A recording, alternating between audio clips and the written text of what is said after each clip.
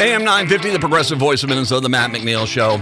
Brand new to you show, Jack Rice returns for a visit, and we have an insane amount of things to talk about. Jack Rice is the best defense attorney in Minneapolis, St. Paul. If you have a case, get in touch with Jack Rice Defense. That's Jack Rice Defense.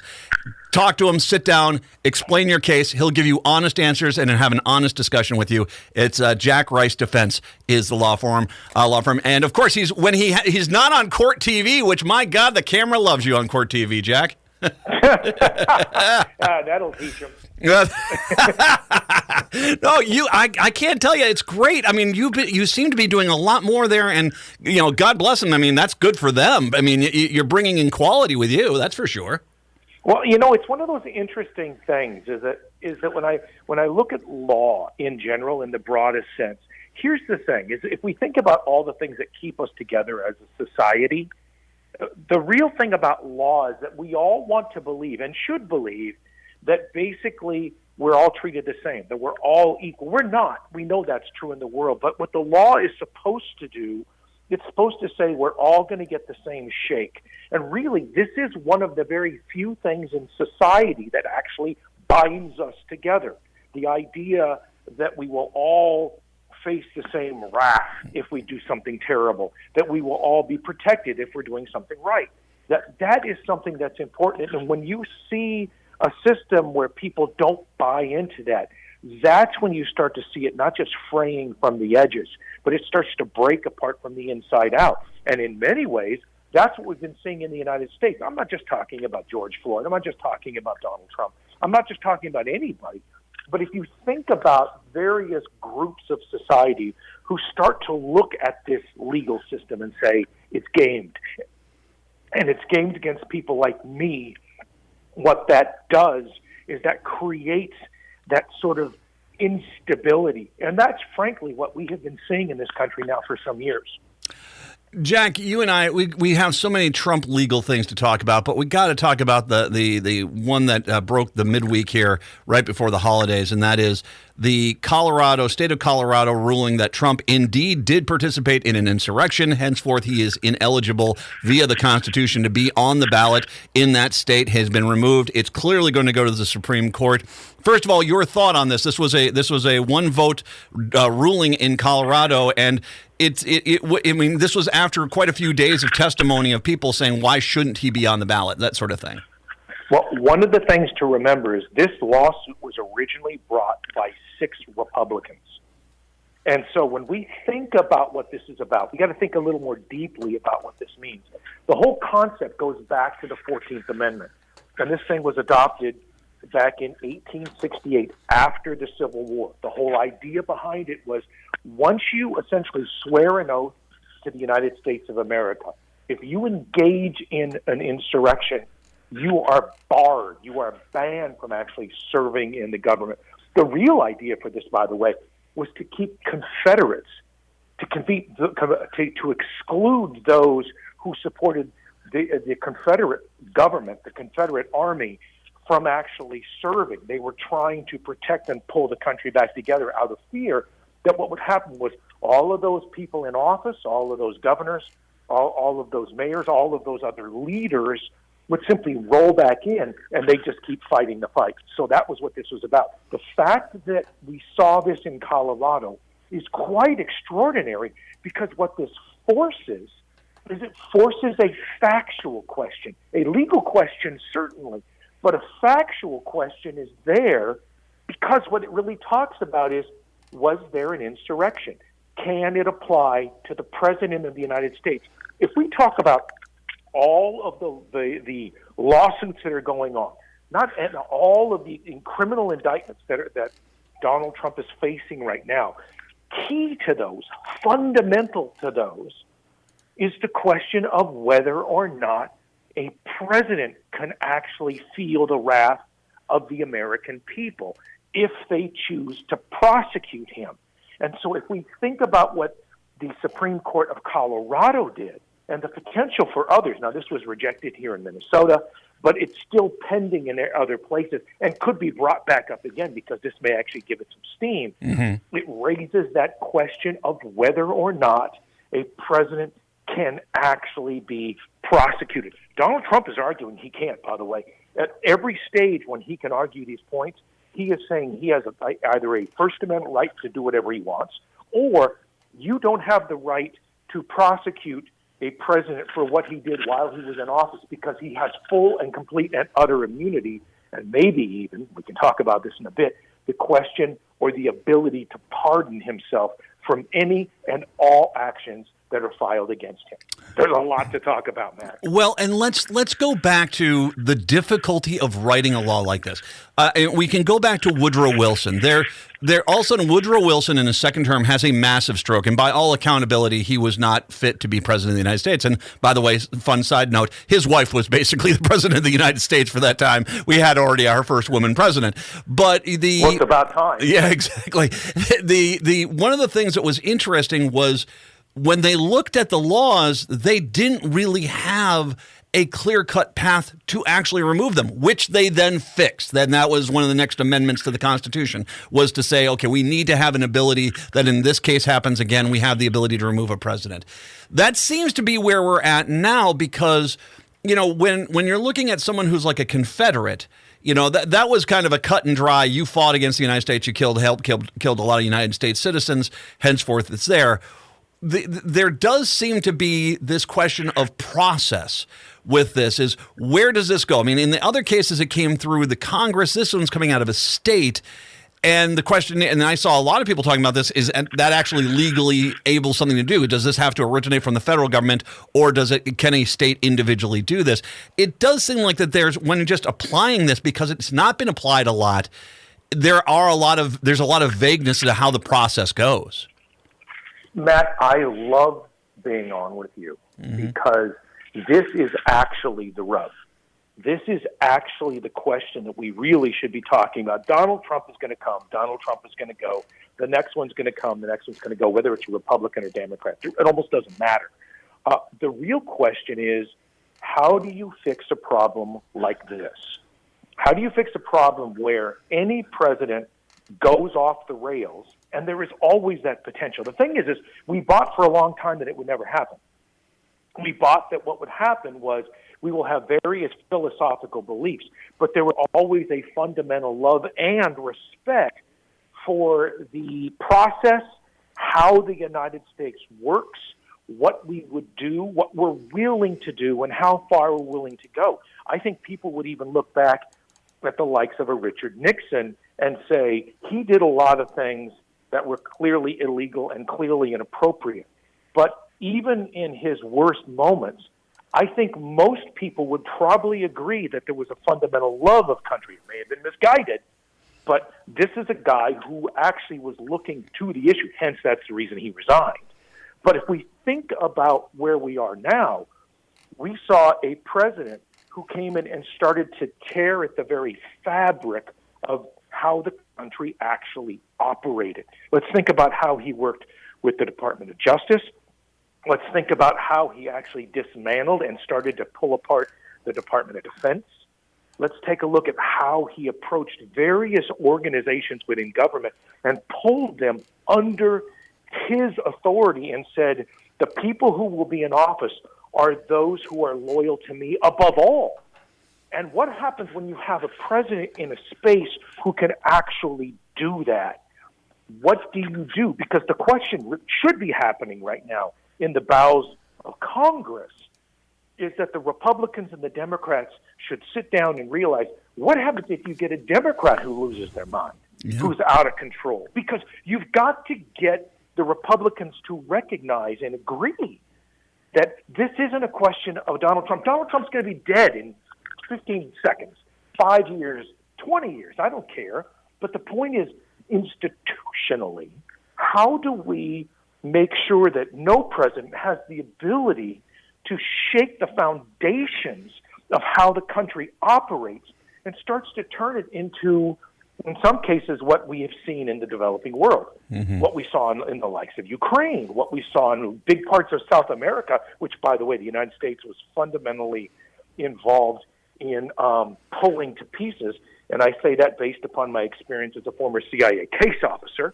We think about those things, and that's a big part of what these lawsuits are about to some degree. But really, I'm wondering if Congress is ever actually going to step up, as we just talked about, and really address the ability of a president to dismantle this, to do what it is they want to do.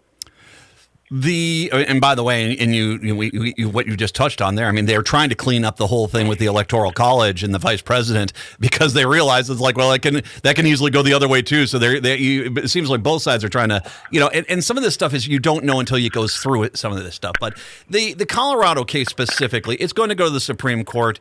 Your thought? By the way, it must. By the way, just so people understand, the Colorado Supreme Court case.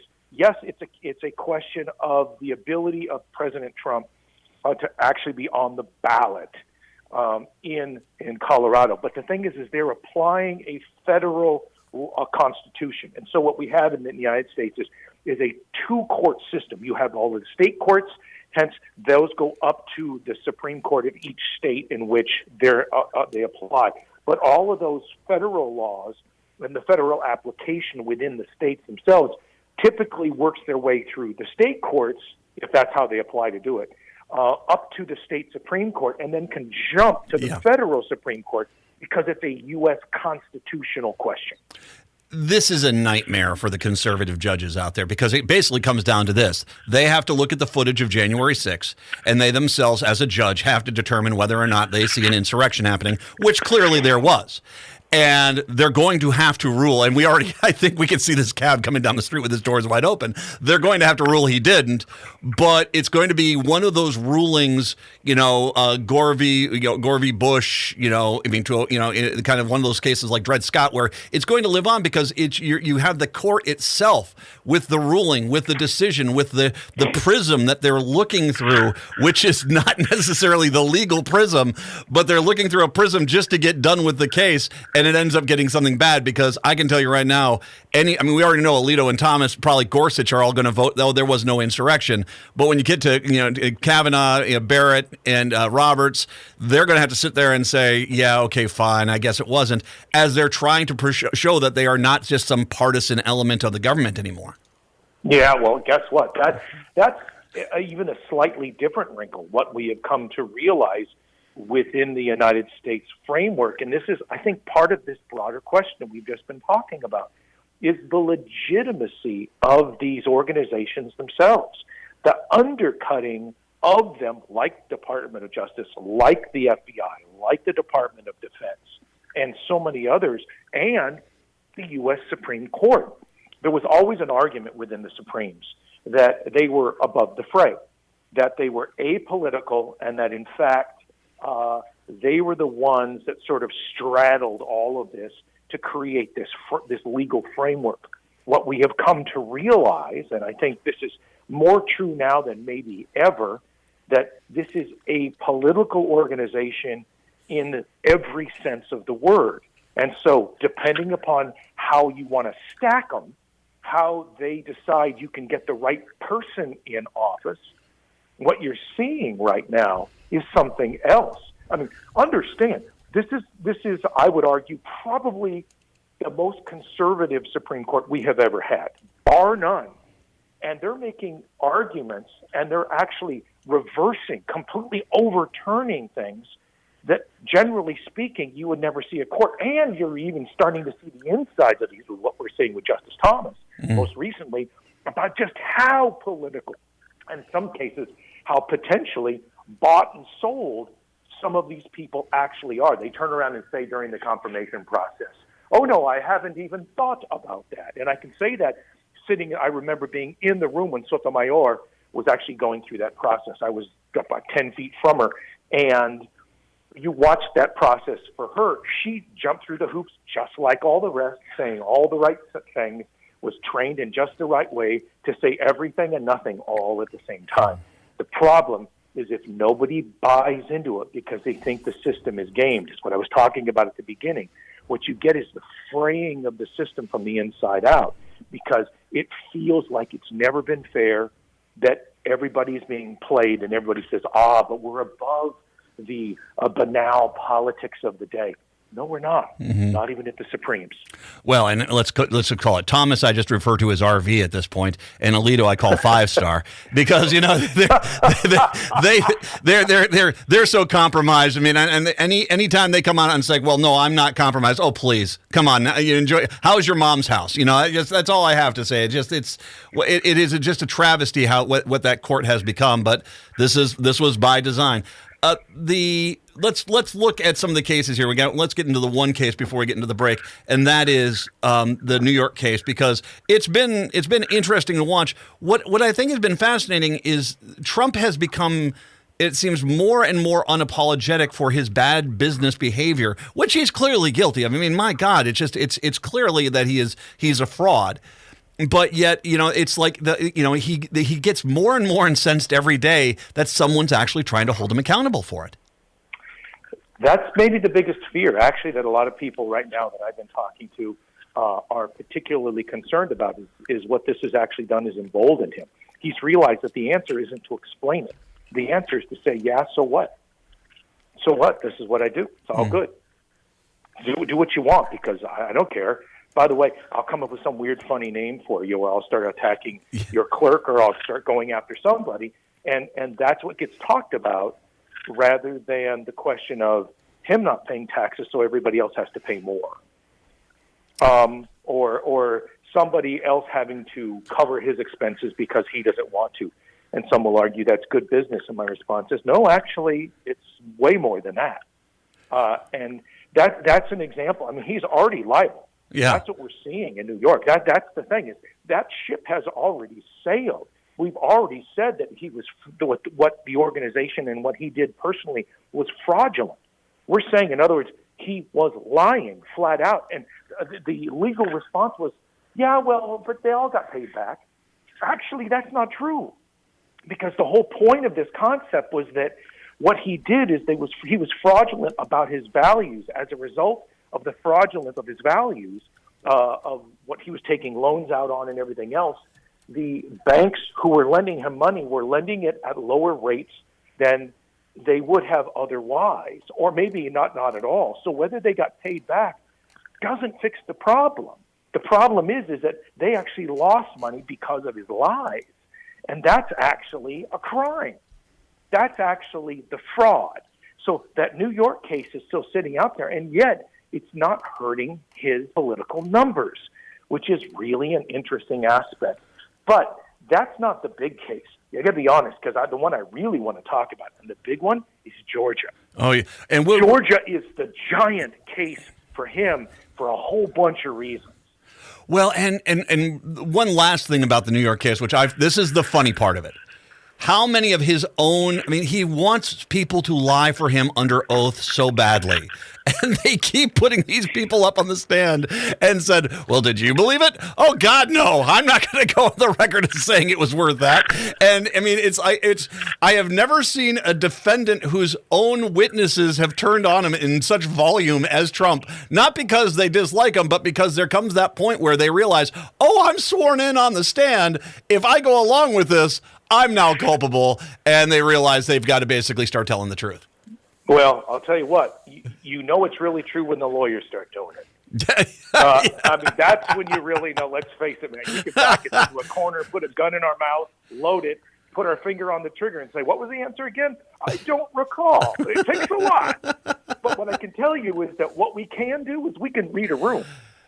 And what I can tell you is, let's take a look at the indictments that came for, by the way, a bunch of his lawyers that started in New York, also who were the same ones who were in Washington, D.C., right? And even some of the ones who were in Florida. Those are some of the same ones who got indicted in Georgia. And by the way, some of those originally are the very same ones who actually have pled guilty subsequently. Mm-hmm. And so what you're saying now is you're watching everybody else reading the room. If you're called as a potential witness in any of these criminal cases, you're not just looking at the case in front of you. You're looking at the cases around you and the potential future cases, because it's not just what happens in Florida. It's not just what happens in Georgia or D.C. or New York. It's the potential for the other ones, because the president wasn't just doing this, allegedly, in Georgia. He was doing this in Arizona. He was doing this in Nevada. He was doing this in Florida. He was doing this in all of those tighter races. And the concern is they can pull the same trigger. And so all of those witnesses now are saying, well, I don't want to be a co-conspirator if I can just be a witness. Trust me, Matt, you never want to be a co-conspirator. Not with the former president of the United States. Not with this guy. This is why I have no friends. This is why I have no friends. I don't want to be a co-conspirator. That's exactly. See, that's the right answer. I live alone. Jack Rice is joining us. In the basement. Yeah, exactly.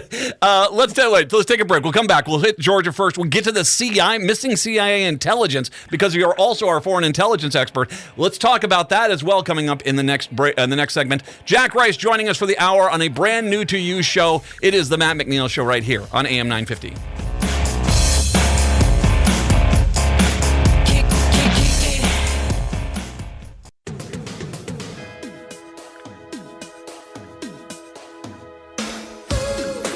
AM 950, the progressive voice of Minnesota, the Matt McNeil Show, brand new to you show with Jack Rice, part 2 of this here.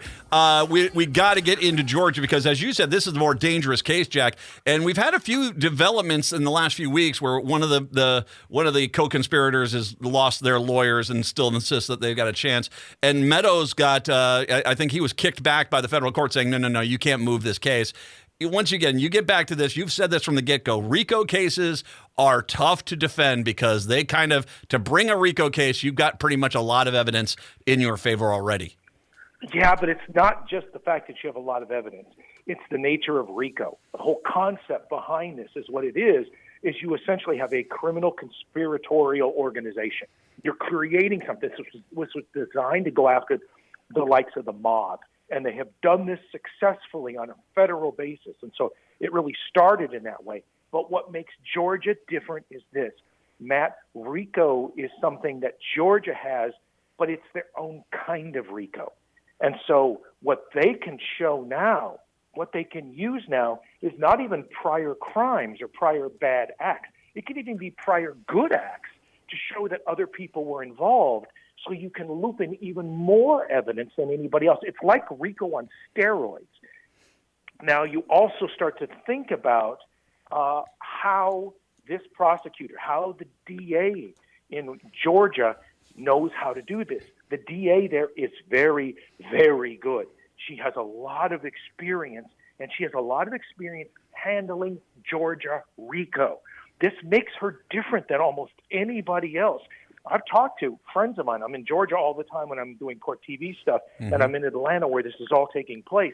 And what's going on there, and this is based upon what I'm hearing, is that one of the problems is that the RICO statute is different enough there that bringing in criminal defense attorneys to represent Trump and the others, the problem is they're not as good as the Georgia ones because it's so unique to Georgia. So they're struggling with what this means. So what you get is you get the ability to basically say this was a big organization, and this big organization as a whole was designed to actually go out and do these terrible things. And so as a result, we get to bring in all of it and blame everybody in the organization for everything that everybody else did. Think about how much harder it is when you're responsible for everything else that was done, and you can't say, well, it wasn't me, I didn't decide that. It doesn't matter. You're part of the organization. That's what makes this so hard for Donald Trump. This is a much different thing, and this is the biggest of all. Well, and go ahead. This is the big piece, is that all of the other criminal indictments, all of the other criminal problems, we're talking about New York, D.C., and Florida. The fear is that if Donald Trump were to become president again, he actually has the potential ability, nobody knows for sure because this has never been done, he's the first person in 234 years to ever be indicted as a former president, that he could actually pardon himself. And the difference in Georgia is it is a Georgia state case, and a president of the United States does not have the legal authority to pardon himself. And it's probably the strongest case. And that's the problem that the president faces. That's why, by the way, that's why a half a dozen of his own lawyers actually who were charged as co-conspirators have already pled. Yeah. And you think they pled with the idea of saying, "Oh no, we don't have to flip on the president"? They're all going to flip on the president. It's, as we said, Cirque du Soleil. But, that's the first sign that that's trouble for Trump, is that the lawyers themselves are like, they're reading the room. They see where it's at. So the one guy that's the bodyguard says, I'm going to be a tough guy talker. Yeah, you don't understand what's about to happen. The lawyers are trying to get out of the way as quickly as possible. The other side of it, too, is in Georgia, they've gone after the Republicans that let the cat out of the bag and told everyone what was going. They've gone after Fani Willis. They've kind of tried to go after her. They've had zero success. I mean, it's almost like we're seeing, by the way, in Georgia, the evolution of a Republican Party, where it's becoming a very different Republican Party down there, because even though you got the MAGA guys that are trying there, the Republican Party itself is kind of knocking this down, saying, no, we cannot allow our laws to be manipulated like this. And so you're seeing a level of integrity, which it's kind of refreshing to see. I remember when we used to be like this, and the reality is that there is not anything. There's no side note. There's no scandal. There's no impeachment. There's nothing that's going to get in the way of Fani Willis. And right now she's got Trump in her sights.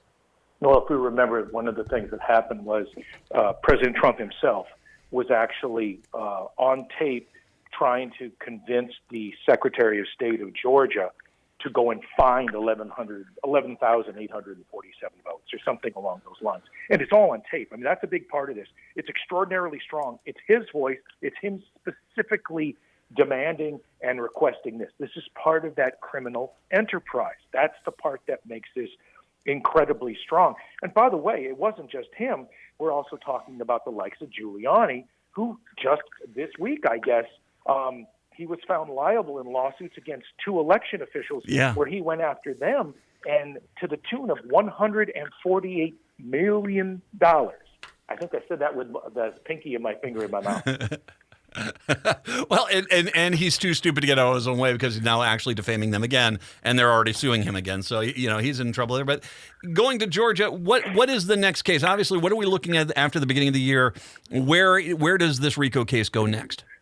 That is a wonderful question, because nobody knows for sure. The trial is actually scheduled to start on the 5th of August, and it was going to start earlier. And part of the problem was, there are some that were going to start even as early as February or March. They kept getting pushed back. And what the president's people have been trying to do is to push all of everything out until after the election itself. And obviously what the reason is because the president wants to inoculate himself from prosecution. Well, he's going to have a very difficult time on the Georgia ones, but you think he doesn't have the ability on the federal side? Of course he does, because he has the ability to impact who the prosecutors are, who the U.S. attorneys are, who the people who work for them are, because he's the president. He's the one who actually puts them before Congress. All of these things he can do, and he's more than willing to do them.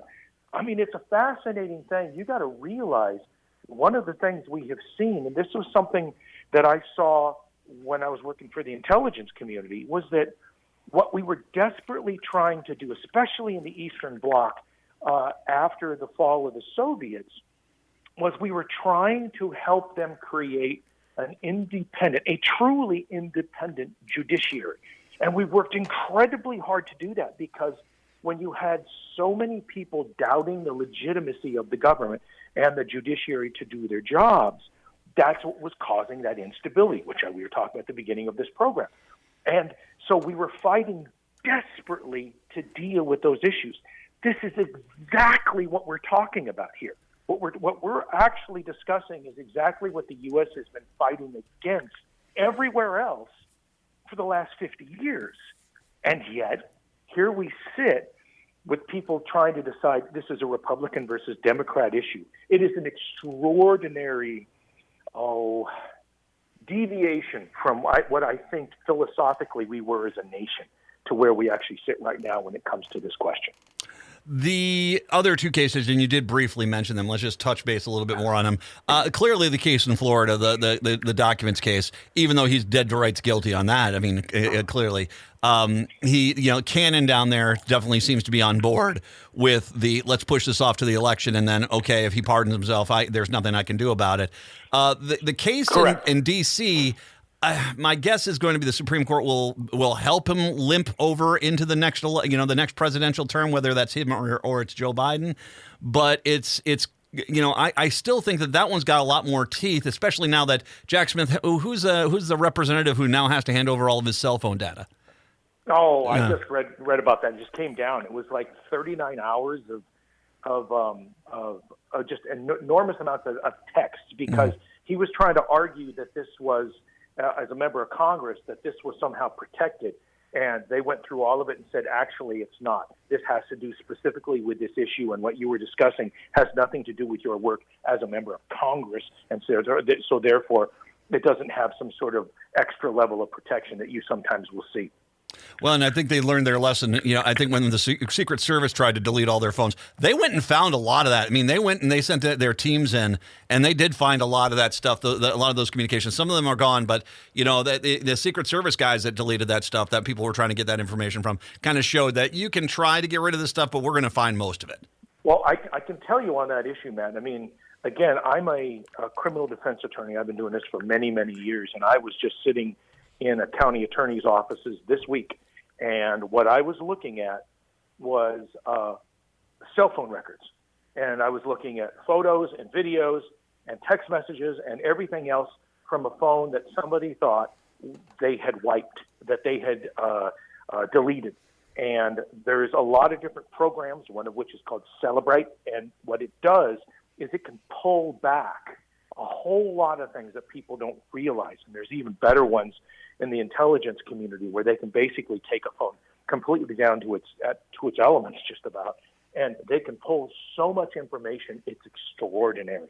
So sometimes you think things disappear, kind of like putting something on Facebook. Once it's out there, it's kind of out there forever. Just remember that, kids. Don't forget. Oh, they shouldn't, and grandparents too. Don't be sending any pictures, guys. Let's make sure they're without that.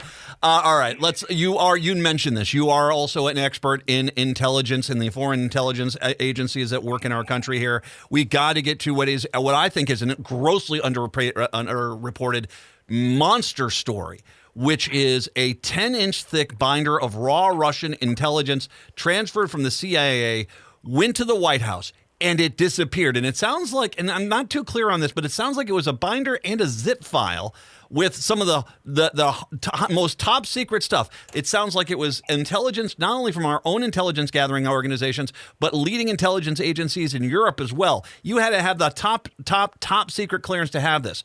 Meadows had it. That's the last person they know for sure had it, and it's gone. No one knows where it's at. I'm going to guess it's in Russia at this point. Let's talk about that, because you and I have talked about the willy-nilly nature of Trump with intelligence, and there are always, he might think it's one piece of paper, but there are always repercussions, especially if it's all of our intelligence on a specific, a foreign country. If Trump handed that over to Putin, the damage that he's done to not only our intelligence services, but other intelligence services is catastrophic. Yeah, Matt. So just to be clear, I'm a former CIA case officer. I worked in the Directorate of Operations, and when I left the agency, I opened up, which means I could talk about the fact that I worked there, not specifically what I was doing there. But I'm talking specifically about classified information right now. Now let's think about the general areas of classified information. You have confidential information, you have secret, you have top secret, and what you'll sometimes hear is somebody has a top secret clearance. There's actually something above that, and I had that too. It's called an SCI, Sensitive Compartmented Information Clearance. And what that actually means is it goes up into levels above the top secret. But the thing about those is that those compartments, those are only accessible depending upon whether you need it. It's a need-to-know basis. And so the whole purpose was to try to compartmentalize, because this is how you protect something. If you have a big vat and anybody can look at it, the whole concern is that means it's out there to an unlimited number of people. You get to a place in the SCI world, what you're talking about is a number it's finite. You actually know the people, the eyeballs that actually looked at this thing. That's the point of it. Now, if you talk about something that ends up at the White House for the president. What we had for a very long time was something called a PDB, Presidential Daily Brief. And what this included was not just raw intelligence, meaning something that it wasn't about what analysts took it and said, this is what it means. It was actually the intelligence itself. But what it also included, and this is the big deal, it included what's called sources and methods. And what sources and methods are the actual people that it came from. So a particular person in a particular place, in a particular country doing a particular job, and then specifically what that person provided. The problem that happens when you have that piece of information is it's great because it allows you to assess the value of a piece of evidence. But what it also does, if you are a foreign intelligence service who would pay anything for something like that, it allows you to stop that intelligence from being released from your country.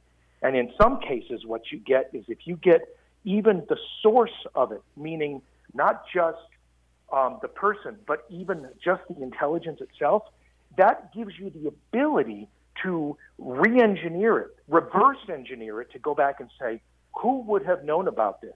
Mm-hmm. And as a result of that, in the past, I can say with some confidence that there are intelligence organizations in the world that when they found that source, they worked their way backward, and they likely ended up killing that person and potentially every member of their family. Mm-hmm. So this is very, very, very real stuff. Now, I realize that was a big explanation, but I think it was necessary for this basis.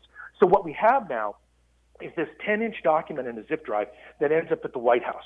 The fight was always about what President Trump wanted to actually declassify this information. The problem that this president doesn't seem to understand was he was disclosing intelligence like he did in the White House to the Russians very specifically without understanding the ramifications of what they did. Guess what? You give them one particular piece of intelligence, you give them that. That's the reverse engineering piece.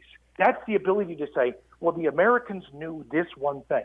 How could they have known it? Yeah. They worked their way backward, and that's when people start to die. The idea that there would be a 10-inch binder with this much intelligence, plus all of the same intelligence or different pieces of intelligence from other intelligence organizations in the world, whether those are the Germans, the French, Mossad, Oman, et cetera, all of those organizations, it's all of their people now who are exposed, plus all of their assets that are exposed.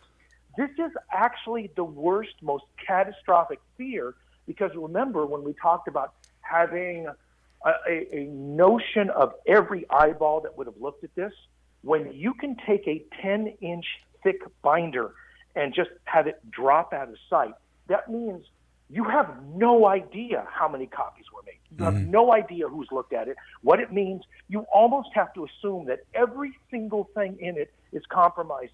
Every single person who was involved is now either a double agent or dead, and every piece is now completely and utterly useless. This is potentially billions and billions of dollars, countless lives, countless careers, and years of work that are simply gone and will never be found again. And in the end, you also get all of these other intelligence organizations who will now never cooperate with us again. Yeah. Because we know that we just roll around and say, hey, you want to take a look at this? What do you think? Anybody else? I'll just read it all on the internet. Why not? Okay, to your knowledge, I heard some stories, and I don't think they were credible news sources, but I'm going to ask you if you've heard anything, that in the days after Trump left office, there was a scramble because assets were disappearing, and so they knew something was up, and they had to evacuate a lot of people. They had to get people out of there. Some people just disappeared, as you described.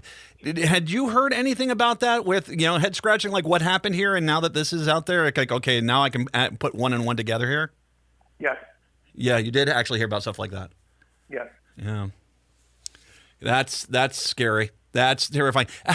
So Podesta gets in big trouble because he goes to a facility to look at documents, and he's there. How in the world does a document like this get out of the, I had a security clearance when I was in the Army. And so certain things I had to go to the quartermaster, I had to go to the warrant officer, I had to go into their office, and in their office there was another office, and I had to go back in there. If I had to look at something, I could only look at it in there, and then I could leave. That was the case. Did Trump order the CIA to take high-level intelligence and bring it over to the White House? Well, it's unclear exactly who made the order, and you know that politically speaking, all of those issues sort of deal with each other. But there were orders that were apparently made and an agreement that was made that the CIA would actually have a safe at the White House, and then they would have even another safe inside their other safe. A safe inside a safe, and they actually called it a turducken. Yeah, think about it. And the turducken, where they would keep this kind of a document. And the whole purpose is that it was about accessibility, because this was the fight at the time where the president wanted to declassify a whole bunch of information on the Russians, because he decided that this was all part of the conspiracy to take him down, because there was an argument that Putin and the Russians were actually fighting to put him in the presidency, because they thought that he would be more helpful to them, because they don't care about Trump or anybody else. They care about the Russians, as they should. That he felt that if he could declassify that information, then he would be they would acknowledge that he, in fact, wasn't the bad guy that everybody, at least the Democrats, said that they were. But the problem is when you just simply start going through the intelligence and just declassifying everything on your own without actually understanding the ramifications of it, this is how people die. Yeah. And this is the other part. And I'll be honest, one of the reasons that I left the intelligence community was that the sacrifices that are made by those in the intelligence community are catastrophic. They're lifelong, and it impacts them, it impacts their family, it impacts everything that they do. And then what would happen was some of those decisions were horrible and stupid, and they made bad policy, and then our job was to do the best we could do with it. But worse, you also got these same politicians, and I saw them on both sides, that they were more than willing to use these political opportunities and use this stuff as leverage and use this stuff as political grist, when in fact there are lives behind these. Some American, indeed, some foreign nationals, some CIA assets. All of those things are true. Yeah. I hope the story gets more coverage, because this is a catastrophe for our intelligence community, and it's at the hands of Trump and Meadows. So more on that. Hopefully more on that to come. I'm going to go back and say it again. Jack Rice is the best defense attorney in Minneapolis, St. Paul. If you have questions, give him a call. He'll sit down with you, honest talk. It's JackRiceLaw.com, JackRiceLaw.com, Jack Rice Defense. Jack, it's always the fastest hour of radio I do in any given freaking year, man. This is fantastic. I really appreciate your insight, all your knowledge. My God, what a wealth. Thank you very much. You make my show better. Thank you, my brother. It's always a lot of fun for me. Take care. Jack Rice, let's take a break, come back, wrap up the show when we do return. It is the Matt McNeil Show.